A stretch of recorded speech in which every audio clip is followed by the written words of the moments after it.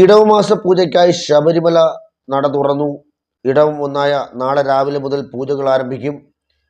തന്ത്രിമാരായ കണ്ഠര് രാജീവര്, കണ്ഠര് ബ്രഹ്മദത്തൻ എന്നിവരുടെ സാന്നിധ്യത്തിൽ മേൽശാന്തി എസ് അരുൺകുമാർ ദീപം തെളിച്ചാണ് നട തുറന്നത്. ഇന്ന് പൂജകളൊന്നും തന്നെ ഉണ്ടായില്ല.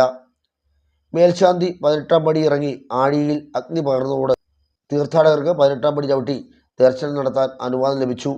ഇടവമാസം ഒന്നായ നാളെ രാവിലെ 5-ന് നട തുറക്കും. നട അടയ്ക്കുന്നത് 19-നാണ്. പതിവ് പൂജകളും വിശേഷാൽ പൂജകളും നടക്കും. 19-ന് വെർച്വൽ ക്യൂ ദർശനത്തിന് ഏർപ്പെടുത്തിയിരുന്ന നിയന്ത്രണങ്ങൾ നീക്കിയിട്ടുണ്ട്.